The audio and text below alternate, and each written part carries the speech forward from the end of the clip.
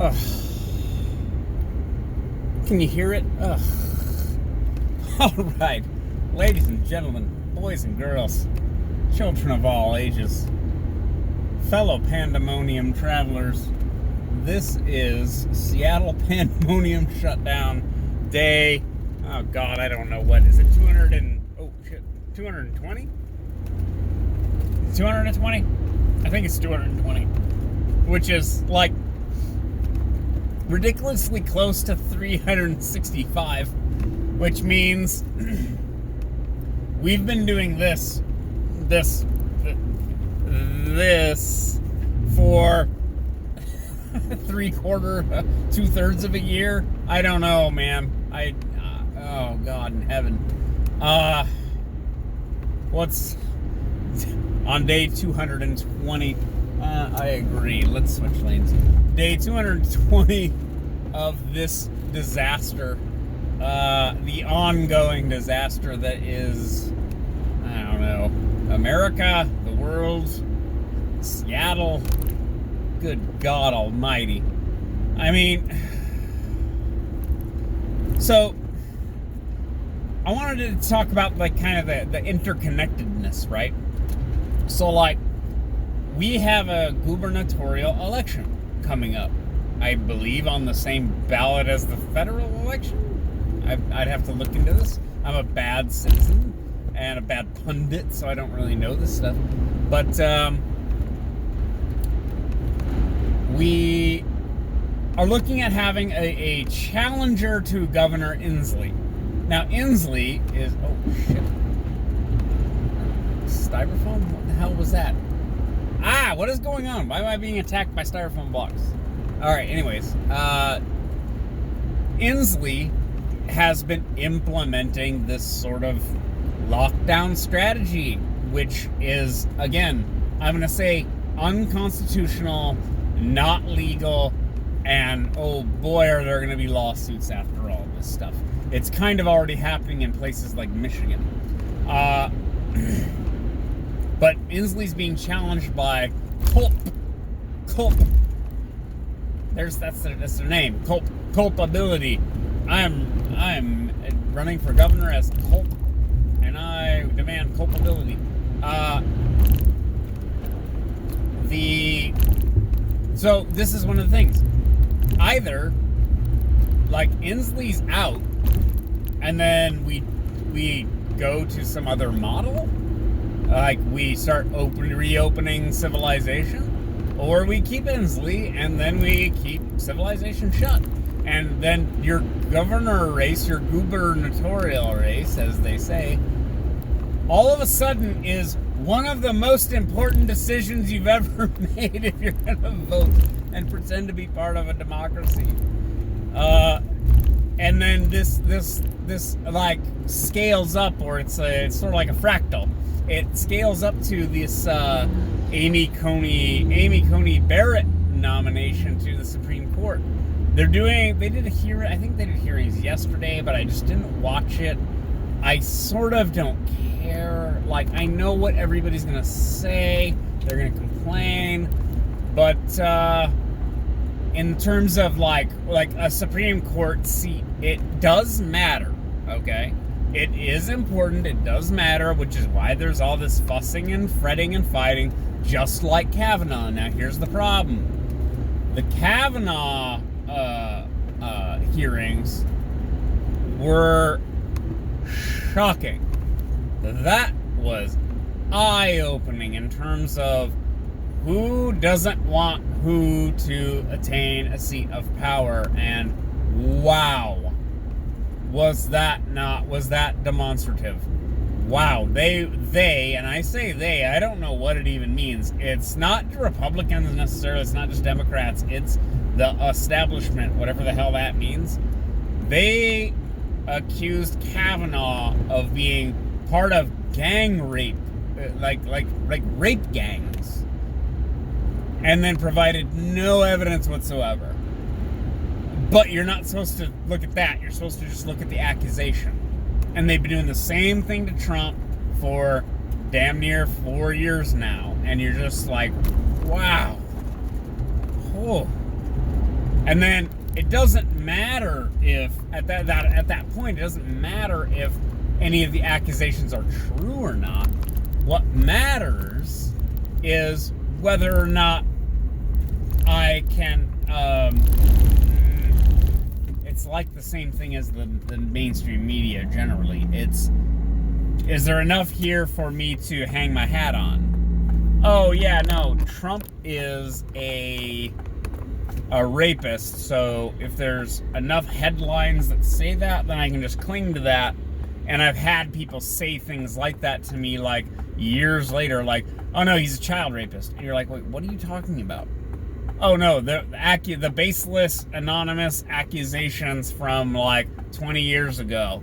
Oh no, that's not enough to hang your hat on, my dude. I'm sorry. I'm sorry, not sorry. That is trash. That's literally propaganda. That's political propaganda. Now, that doesn't excuse anything Trump's done or whatever, but you can't just go, oh yeah, someone said that he's a child rapist, therefore he is. Okay, you're a fucking child rapist, dude. I just said that shit. And now you have to deal with that being an accusation, and it's totally true because I said it. Like, Arthur Miller was on to something with the Crucible, you fucking idiots. Oh my God, I can't even believe that this is really happening. Like, we oh God. Like,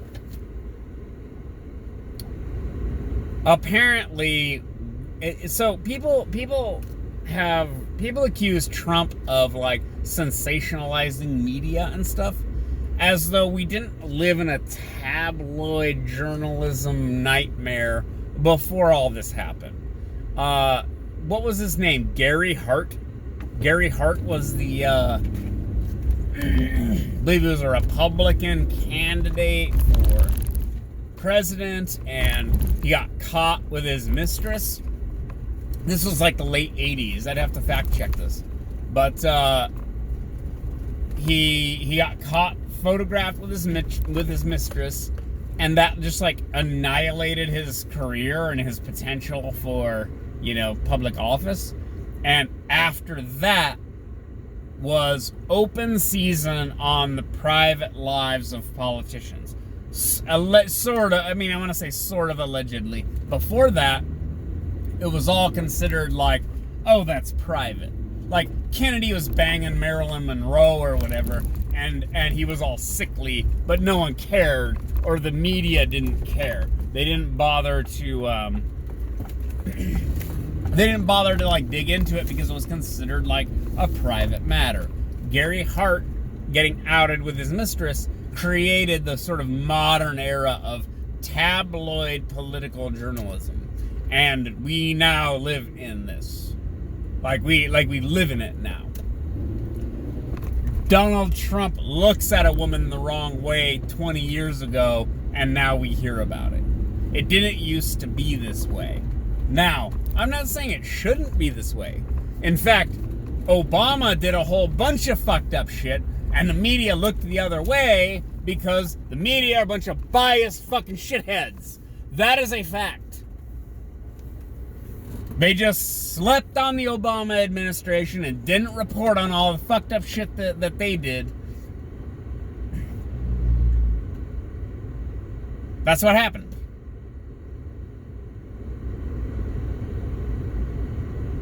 And so then,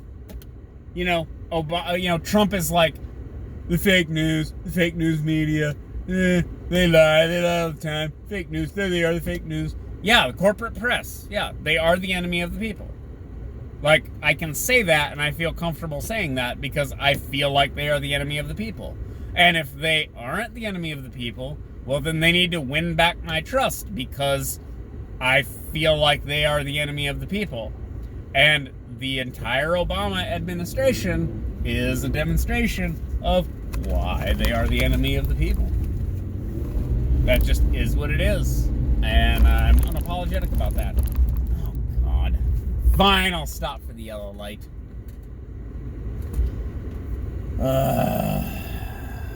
What is this, Tuesday? Oh, my God.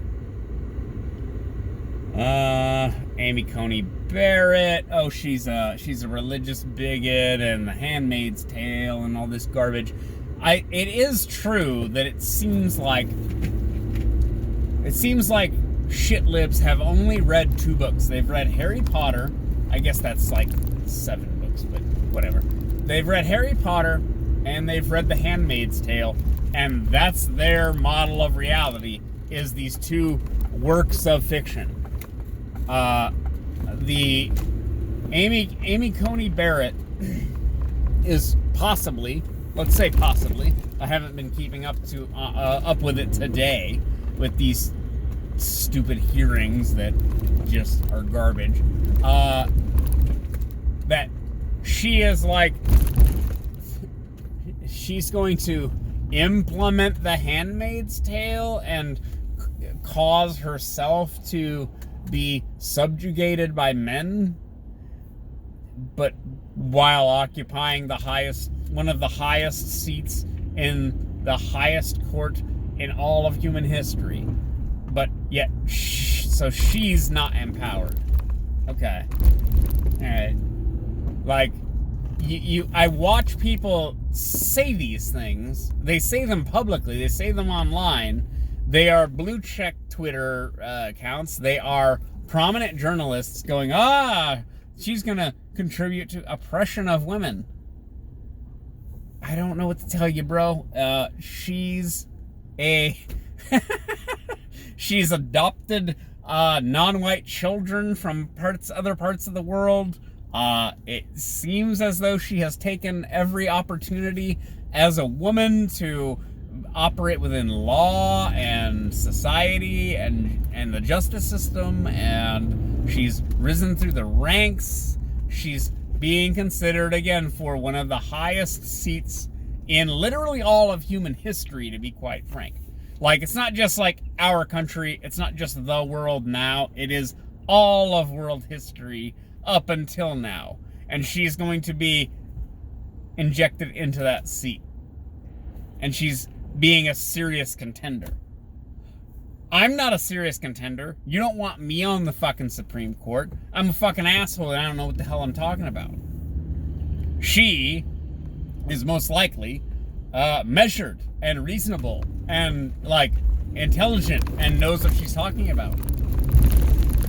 She's the kind of person you want on the Supreme Court, and she'll probably get appointed.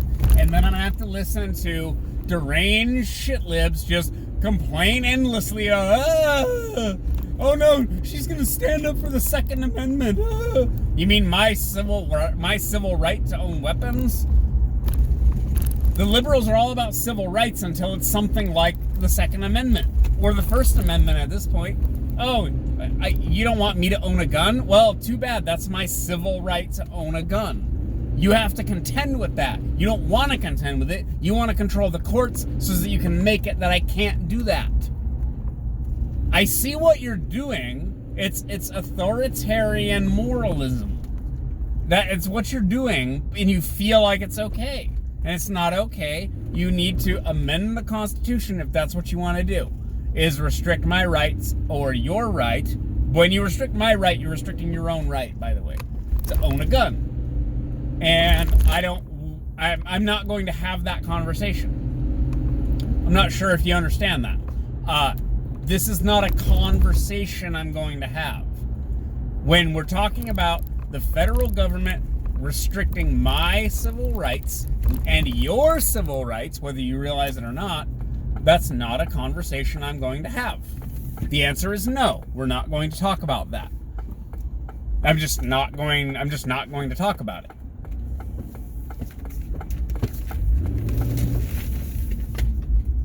There's not a discussion. There's a no. It's a hard no.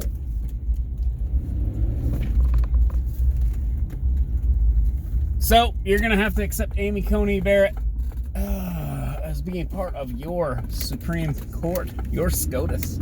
It's happening. Just relax and let it happen. All right, that's enough from me for a Tuesday, I think. I don't even remember anymore. All right, I'll talk to you guys later. Bye.